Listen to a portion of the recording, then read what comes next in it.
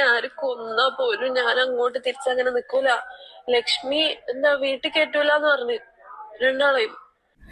അതിലെ നൂറങ്ങ് അങ്ങനെ തകർന്ന് തരിപ്പണമായിട്ട് ഇങ്ങനെ ഇരിക്കുകയാണ്. ആ ഇരിപ്പ് കാണുമ്പോൾ തന്നെ എനിക്ക് ഭയങ്കരമായിട്ട് വിഷമം തോന്നുന്നു എന്നുള്ളതാണ്.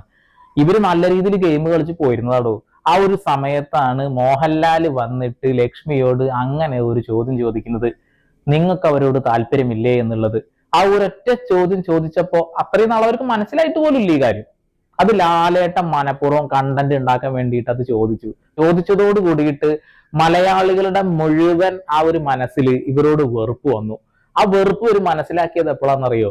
ശോഭ അകത്ത് വന്നപ്പോ അവർക്ക് ഭയങ്കര സപ്പോർട്ടാണ്. ആ സപ്പോർട്ട് കേട്ടപ്പോ അവർ വിചാരിച്ചു അടിപൊളിയാണ് എന്നുള്ളത്. അവരുടെ ഗെയിമിൽ നിന്നും വ്യതിചലിച്ചുകൊണ്ട് LGBT വേണ്ടി സംസാരിക്കാനും അവർക്ക് വേണ്ടിയിട്ട് പ്രവർത്തിക്കാനുമാണ് ഞങ്ങൾ ഇവിടെ വന്നത് എന്നുള്ള ഒരു തെറ്റായിട്ടുള്ള ബോധം അവരിലേക്ക് വന്നു. ഓൾറെഡി